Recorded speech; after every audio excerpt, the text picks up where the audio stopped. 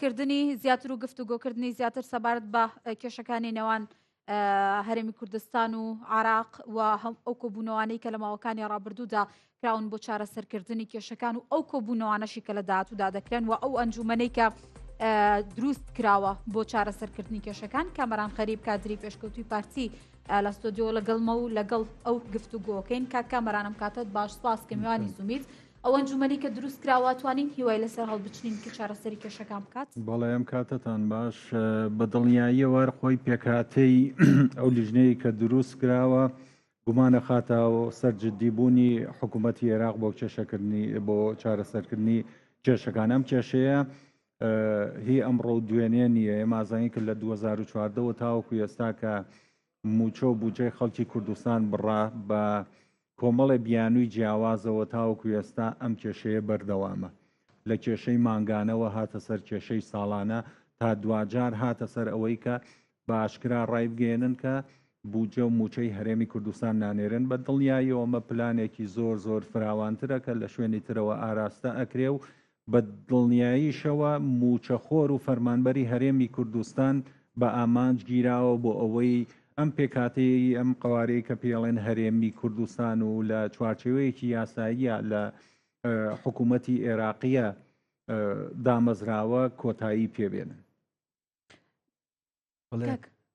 پرسێک هەیە لەسەرەوەی کە بۆ منە هاوشانی کێشە دروستکردن بۆ موچەی فەرمانبەران گۆڕانکاری لە ناوچەکەدا ڕوودات. یعنی کاتێک کەس بە گشتی سەیری هەموو پێشاتەکان دەکەی لەگەلە کۆمەژە دەچێت. بڵێ بە دڵنیایی ئەومە لە سەردەمی بە دروستی لە کردارەکانی سەردەمی بەعسەچێ دابڕانی ناوچەیەک لەسەر پارێزگایەک و لەکانەوەی بۆ پارێزگایەکی تر بۆ گۆڕینی دیمۆگرافیای کوردستان. ئەمە درێژکراوەی هەمان سیاسەتی سەردەمی بەعسە. ڕاستە ڕژێمەکان گۆڕاون بەڵام ئەقلیەتەکان هەر لە شوێنی خۆیەتی ئەو ئەقلیەتە پان عەرەبیسمە شۆڤێنیە کە بڕوای بە پێکەوە ژیان نییە، بڕوای بە ئەوە نییە کە بەرامبەرەکەی قبولکە.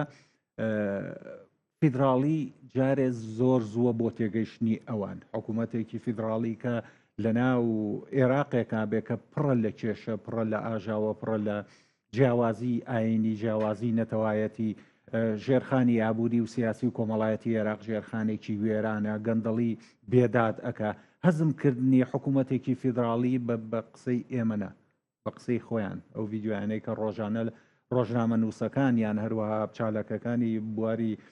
سۆسیال میدیا ئەیکەنەوە سەبارەت بە پێشکەوتنی هەرێمی کوردستان، ئەمە بەوان هەزم ناکرێ وەکو ناتوانن ناوچەکانی ژێر دەسەڵاتی خۆیان وەکو هەرێمی کوردستان لێ بکەن، ئەیانەوەی هەرێمی کوردستان وەکو ناوچەکانی ژێر دەسەڵات. ئەمە لە دیوەکەی دەرەوە بوورە مژدە، بەڵام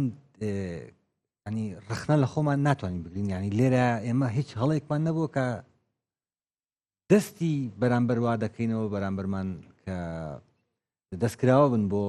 خەتوە هێنانە پێشەوە بۆ دژایەتی. بەڵێ هەڵەی ئێماوەیە کە نەماتوانیوە یەک ڕیز بین بە دڵنیاییەوە. ململانەی حیزبی لە کوردستانە کاریگەریەکی وای کردوتە سەر پرۆسی سیاسی لە عێراقا کە ئێمە نەتوانینەوە یەک ڕیزیە لە هەرێمی کوردستان بە نسبەت کۆمەڵی کێشە هەست پێ بکەین. ئەویش زیاتر هەندێک کەس و لایەنی سیاسیە کە لە پێناو بەرژەوەندیەکی کاتیە لە پێناو کۆمەڵێ دەنگی چڵکنی کاتی هەڵبژاردنە دژی بەرژەوەندی هێواڵەکانی هەرێمی کوردستان ئەوەستنەوە. ئێمە ئەبینین ڕۆژانە هانی تەنانەت ئێرانە درێکە دژی هەرێمی کوردستان هەنگاوی سەربازی بنێ ڕایەگەێنن کە و درۆنانەی کە بە ئێرانەوە نراوە لە ڕێی هەرێمی کوردستانەوە. یعنی ئەم ئەقلیەتە کردراوە لەلایەن ڕژێمی بەعسەوە کە بەداخەوە نەئەوایە کورد پاش ئەو هەموو نەهامەتیەی کە بە دەست ڕژێمی سەدام و ڕژێمەکانی ترەوە بینی بەو شێوەیە خەڵکی وای تیاابێکە دژی بەرژەوەندی باڵەکانی هەرێمی کوردستان بکردرێ. کا کامەران قسەیەک هەیە باستەوە دەکرێت کە ئەگەری ڕێکنەکەوتن لە نێوان هەرێم و عراقدا ئەگەر هەیە پارتی لا پرۆسی سیاسی لە عراق بکشێتەوە و لە هەڵبژاردننی داهاتوی پارلەمانی عراقیش بکشێتەوە ئەمە تا چەند ڕێیتەیەچێ و پێشم بڵێ جگەل لە پارتی دیموکراتی کوردستان هیچ گفتوگویەک لەگەڵ لایەنەکانی دیکە کراوە بۆی کە فشارەکە زیاتر بکرێت ئەمە سینناریۆیەکی کراوەیە لە هەڵبژاردننی پێشوشا بە هەمان شێوە پارتی ڕایگەیان کە ئەگەر بارودۆخەکە بەو شێوەیە بەردەوام بێ بەژاری لە هەڵبژاردن ناکەوە بوو خەریک بۆ هەڵبژاردن بوەستێ تاوەکو دانوستانەکان بەردەوام بوو پارتی گەشتەوە قەنەعەتی کە بەژاری لە هەڵبژاردن کە ئەگەرێکی کراوە هەیە بەس بەنسبەت ئەو یەکڕیزیە من ئاگادار نیم کە وتوێژ لەگەڵ لایەنەکانی تراکراوێ بەڵام پێویستی بە وتوێژ نییە چونکە ئەوانیش هەمووی حیزب و لایەنی سیاسین کە لە هەرێمی کوردستان مافی ژیانیان هەیە مافی ئەویان هەیە کە کاری سیاسی خۆیان بە ئازادانە بکەن ئەوانیش وەکو پارتی خاوەنی ئەم کوردستانن بۆچی ئەبێ پارتی مفاتەحەی ئەوان بکە کە لە پێناو بەرژەوەندیە باڵەکانی خەڵکی کوردستانە بێنە دەنگ بەڕاستی پێویستە حیزب و لایەنە سیاسیەکان خۆیان هەنگاو دژی ئەم کردارانەی ڕژێمی ناوەندی بەغدا بگرنە بەر و هەمووان بتوانین بە هاو ئاهەنگیەک بە یەکدەنگیەک گوشارێکی سەرتاسەری بکەینە سەر حکوومەتی بەغدا هەروەها بتوانین لە ڕێی نێردە دیبلۆماسیەکانەوە لۆبیەکانی دەرەوەی وڵات ئەم کێشەیە بە یاسایی و بە نێودەوڵەتی بکەین بۆیە چیتر خەڵکی کوردستان نەبنە قوربانی ئەم سیاسەتی برسیکردنەی کە حکوومەتی بەغدا پیادەیەەکە. کامەران پێت وایە کشانەوەی پارتی لە پرۆسی سیاسی و لە هەڵبژاردننی چارەقلایك بۆ هەڵبژاردن دروست بکات و هیچ کاریگەریەکی هەبێتەوە تا بینین کە سەدر پێشتر کشاوەتەوە و ئێستا جارێکی دیکە ڕایگەیاندووە کە ناچێتە پرۆسی هەڵبژاردنەکانەوە و کێشێکی ئەو تۆش دروست نەبووە پێت وایە ینی بەشداری نەکردنی پارتی کێشە دروست بەڵێ پارتی سەدر نییە پارتی ئەگەر بەشداری لە پێکاتی حکوومەتی عێراقی نەکە حکوومەتی عێراقی پێکنایە عەرەبەکان خۆشیان باش دەزان بۆ لەبەر ئەو سنگ و قورسایی کە پارتی دیموکراتی کوردستان هەیەی لە ئاستی دەنگ یەکەمین حیزب نەوەکو لە کوردستان لە هەموو عێراقایە لە ڕێژەی دەنگدەر پارتی دیموکراتی کوردستان یەکەمین حیزبە هەروە ئەو سنگ و قورسایی کە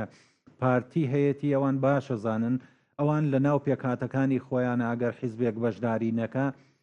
زۆر ئاسایە بەڵام بەشداری نەکردنی پارتی واتە بەشداری نەکردنی کورد لە هەڵبژاردنەکانی عێراقی مەژەزانی کە حکوومەتی عێراقی وەروا وڵاتی عێراق لە دوونەتەوەی سەرەکی پێکاتوە کە کورد و عەرەبن ئەگەر کورد بەشداری نەکە کەواتی هیچ مانایەک بۆ هەڵبژاردن و هەروەها ئەو بەشداریە سیاسی کە پێڵێن هەڵبژاردن نامێنێتەوە. کێشەی موچە بێن و سەر ئەوەی کە لەم ڕۆژانەیە بەداخەوە کە باسی پرسی موچەکە ینی بەم ئاڕاستەیە بڕوا کێشەی موچە گەر نەتوانێت چارەسەر بکرێت حکوومەتی هەرێمی کوردستان و پارتی دیموکراتی کوردستان نەتوانێت موچە بات. مەوزوعی موچە بابەتێکی زۆر ئاڵۆزە یعنیەوە بە خەڵکی مختەسی خۆی هەیە بۆچی پارتی دیموکراتی کوردستان تەنیا حزبی تر هەیە بەشدارە بەڵێ ئێمە زۆرجار کێشەی ئەومان هەبووە کە داهاتەکان ناشەفافن بە تایبەتی لە سنووری سلەیمانیە داهاتەکان ناگەڕێنەوە بۆ خەزێنەی ناوەند ئەگەر ئێمە بتوانین لە سێکتەری داهاتی نانەوتی بوومرک و ئەو داهاتانەی تر کە پەیوەستە بە